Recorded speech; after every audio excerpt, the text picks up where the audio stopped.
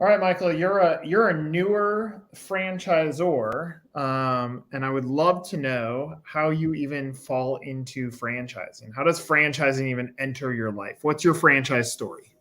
Sure.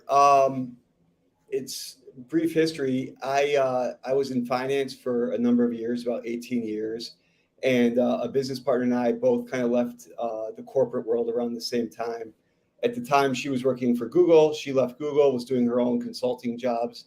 I left franchising, or I left finance, and kind of was trying to figure out what to do next. And the two of us met. We talked about her marketing experience, my experience in the tech part of finance, and we said, hey, it might be fun to go into a business together. Our initial thought was we could do digital marketing for clients. My tech background, her marketing background sounded fantastic. We found a small marketing company that was for sale in Illinois. It was servicing realtors and lenders in one county, and we figured this will be great. We will buy this company, take over their current business, but really just use them as a client list, and then offer our digital marketing services to them.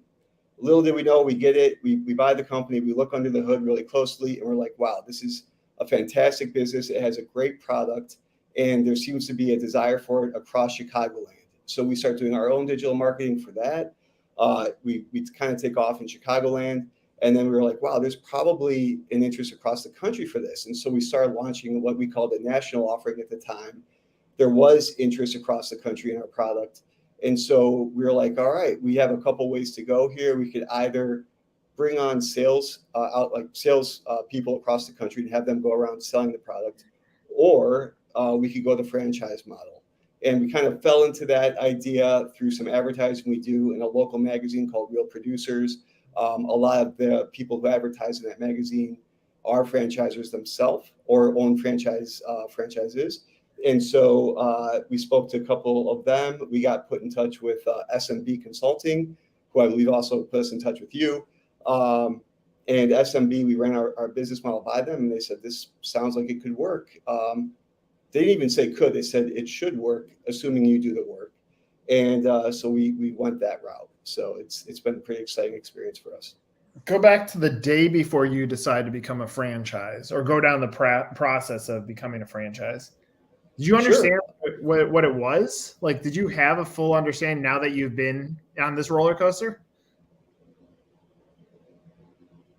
No, no. I mean, I couldn't know. I think SMB did a fantastic job of like taking me and the company from, a small, operation to becoming a franchisor.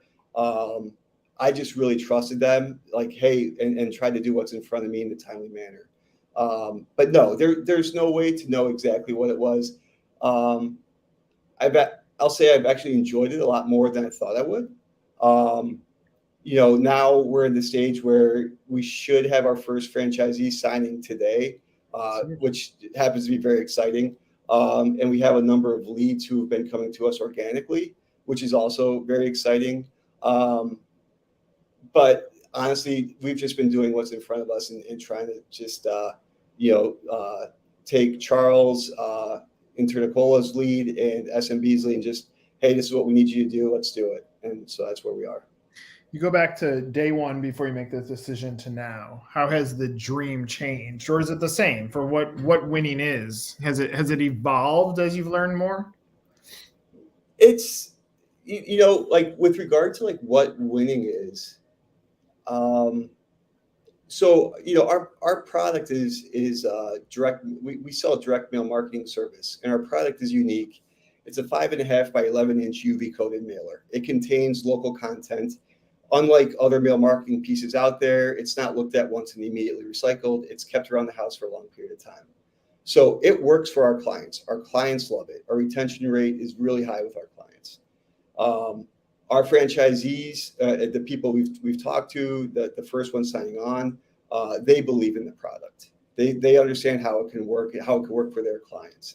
And so, as a franchisor, I look at it, or at least myself, I look at it and I'm like, it works for our end clients, the end user, it works for the franchisees, and it works for us. We're all pulling in the same direction, right? we're all trying to do the same thing. We're all trying to grow each other's businesses, right?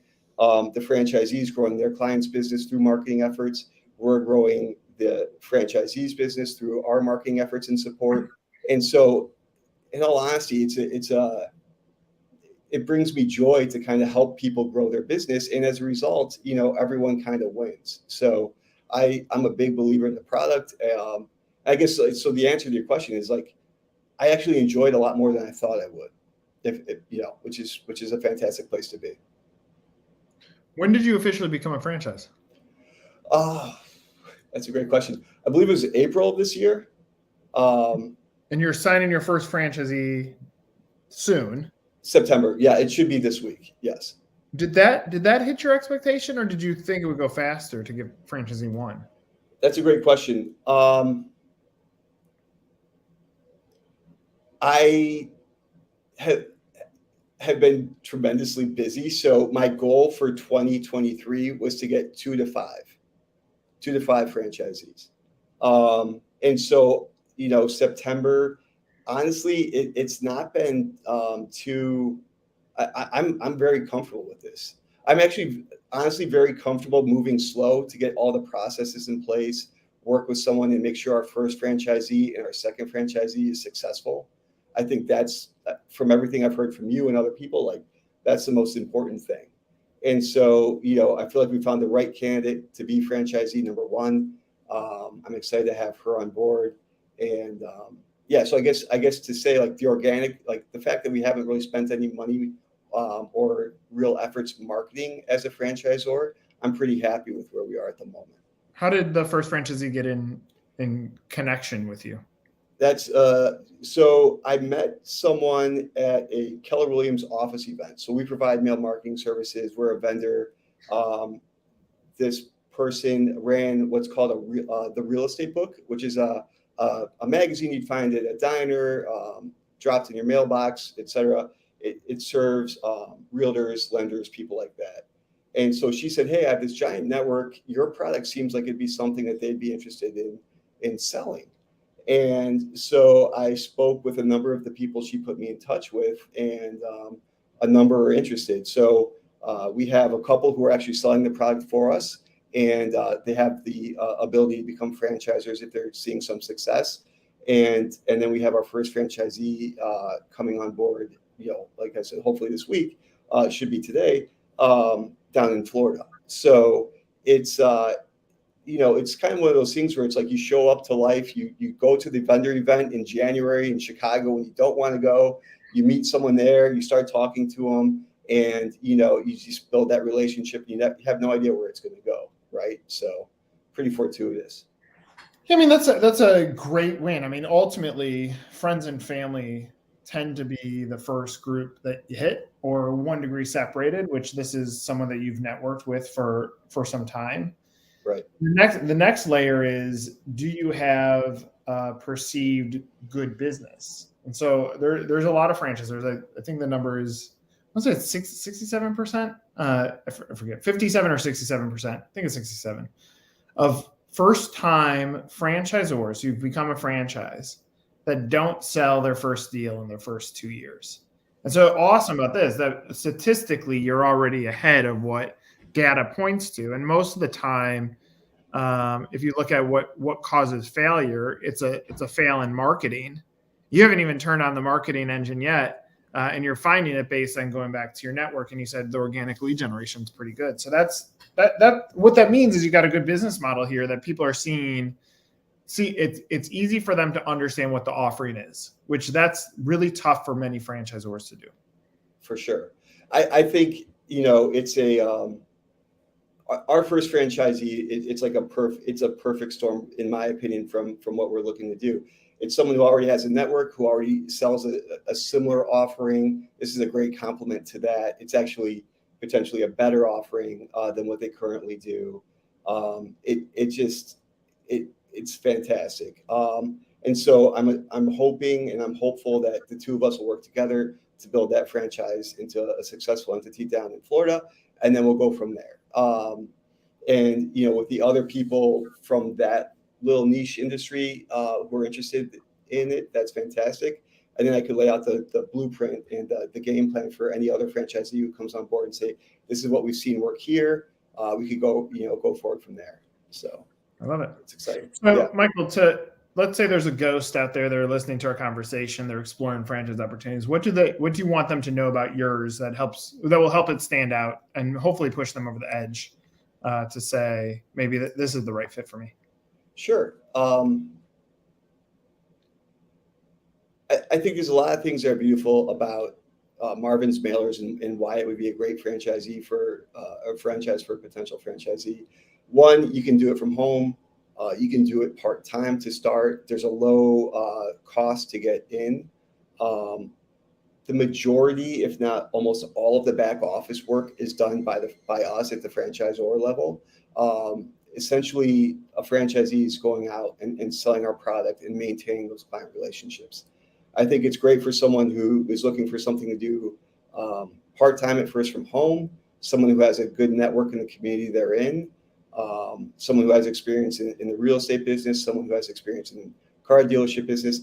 I mean, you look at the mailers, a potential franchisee can just look at the mailers they receive every day in the mail and say, hey, I know 12 of these people personally. And, I know that this product is better than what they're sending me right now. I should go talk to them about that. Like you can get a good idea before you even sign on as a franchisee. Hey, like there's already like built-in interest. There's people I could immediately turn around and sell this to. So from my point of view, I think, that's something that's great. Now, is it for everyone? No franchise is, right? I think there's a lot of, from my perspective, there's a lot of client communications. There's a lot of, I've become a much more outgoing person than I was when I started this. But having said that, it's, we're at the end of the day, a franchisee, myself, I'm helping my clients grow their business, right? That's all I'm trying to do. I'm trying to help you grow your business. And as they grow, the franchisee grows. As the franchisee grows, we grow. It's like the best thing, in the world. I sleep very comfortably, selling this mail marketing product. So. Well, look, I think you're doing the right things. I think you're taking the right approach. You're looking at things in a real way. Obviously, one hopefully gets in the bag soon, and I look forward to seeing where the story goes, because this is just the start. I always love hearing how a brand goes from business to franchise, and now you're on your way. So looking forward to seeing where your franchise story grows from here. Absolutely. I appreciate the time, Nick. It's great to see you again, and I look forward to connecting again on Monday. That's right. For Michael, I'm Nick. This is another episode of Meet the Zor.